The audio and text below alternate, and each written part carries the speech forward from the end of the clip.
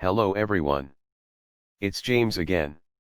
And before I start today's video, I just want to quickly say, all work in this video contains 100% original content of and by myself James Smith, otherwise known as Bgood 4000, and was uniquely created with NAWMAL software, by myself James Smith. As I purchased commercial rights from NAWMAL to produce my unique and original video with this software. Commentary is uniquely my own thoughts, feelings, and expressions. Now that I have that out of the way, I do hope your day is going fantastic and your journey to self-betterment is going better than fantastic. Today I want to talk about something very important. And that is reconnecting with a narcissist a good idea? Or is it a bad idea? You see, I was asked a question regarding if it was a good idea to reconnect with a golden child sibling. Now there is a reason why I first said narcissist before I said golden child. Because in most cases, not all, but most. In most cases the golden child sibling is now a narcissist and has been one since early on. Now, first I want to say this. I don't want to tell someone that you should do this or you shouldn't do that. Because the fact is everyone's situation is different. Yes. If you are dealing with a narcissist, the wise thing to do is to get away from that person as safely as you can. And hopefully to have nothing to do with them again.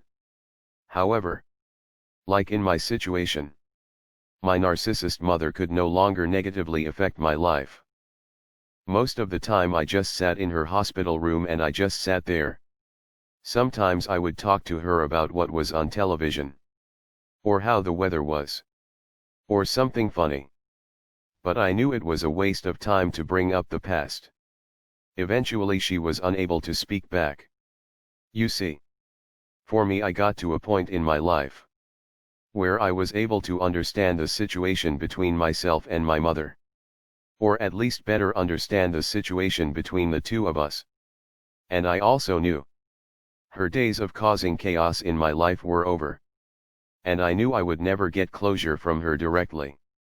However, me just sitting with her made me feel like I deep down inside was able to let go and forgive my mother. Not because what she did to me was right. Because it wasn't. It was terrible and awful. It really messed up my life. But I didn't want to walk around with anger and the tension inside me of what she did. And I understood and realized the same thing happened to her growing up sadly. Now, if my mother was capable and her usual self, would I engage in dealing with her and her life? No. No, I wouldn't. However, still, I believe that I'm at a point where I would be able to speak to her on the phone for 20 minutes about nothing of great importance. Realizing she might try to bait me into a conversation that might not go so well. To just switch the subject to something else quickly. However, several years ago, would I be able to do that? Probably not. And it would probably be best to not talk to her. You see, once I started to understand what this problem was, I started to slowly take steps to protect myself from my mother's chaos. And eventually I started to come to grips with that my mother was hardwired a certain way and there was no changing her. No matter if she showed up acting like she has my best intentions, it would be all a lie. Now my brother is a different story altogether. My brother has deep anger towards me that my mother planted the seed of this anger in him for me a long time ago. And he currently lives in a world where he doesn't want me around. Because me just being there and around would make the fake world that he tells others to come crashing down and they would quickly see the inconsistencies of his stories and narrative. So he doesn't want me around at all. And though it hurts a great deal to know that's how your brother thinks about you, I don't want to be around him either. Now just like my mother. If my brother wanted to talk to me out of the blue, would I talk to him? Yes. But only of things of no great importance. And if the subject were to go towards something personal, I would do my best to switch the topic to something meaningless. Or to end the conversation politely. Why? Because even if my brother showed up tomorrow talking about how he was wronged by our mother, which he was, and actually he's talked about that before, not directly towards me, but he became the scapegoat when I left. And that's the point right there. When you are no longer in the picture, or you aren't around as much, the narcissist parent will need someone that is the bad one so they can remain in the status of the victim. First my father was the so-called bad one. Then I was. And then my brother. And because my brother had anger issues that my mother cultivated in him, he was quick to yell and holler in their little home together, to where neighbors would hear. And my mother would get her narcissistic supply. And just because they are now the scapegoat doesn't mean that they are any less of a narcissist in not all cases. But in most cases.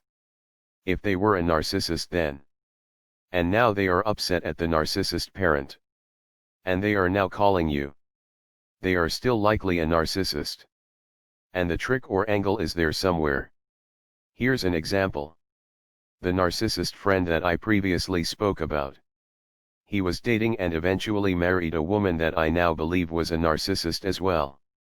But we are talking about a time I never really heard the term narcissism or narcissist. Well, they both were causing chaos in each other's life. And one would talk to me about this. And one would talk to me about that.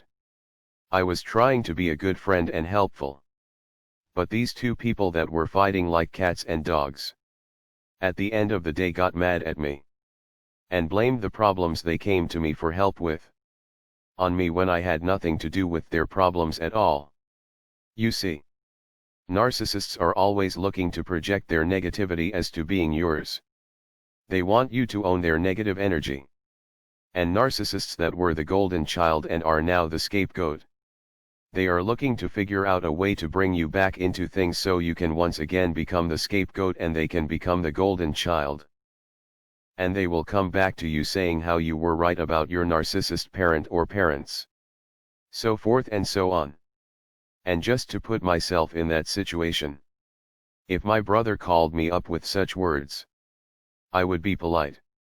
I would say that's good, you are doing the self-work. And I would keep him very carefully at arm's length. I would be polite. But I wouldn't get wrapped up in what is being said. Nor would I volunteer anything personal about myself, nor would I speak in great detail about how I feel about the matter. Because everything that is being said to someone like that, they will find a way to use it against you even if it's 5 or 10 years later on. Now reconnecting with someone like my ex Susie. No way, no way, no way. There's nothing I need to say to her ever. But when we are talking about family it gets a little harder because we are people. We are human beings that love. Even if our family didn't love us back. Would I sit in a hospital room for the sake of closure with my mother? Yes. Would I let her back into my personal life? No. If my brother called me tomorrow, would I speak to him about nothing of great importance? Yes. Would I let him into my personal life? No. With that being said, what someone else might do or feel is right for them is another story. I can't really say. But at least I hope this video possibly gives you some things to think about. Well, that's all I have for now. Thank you again for your support.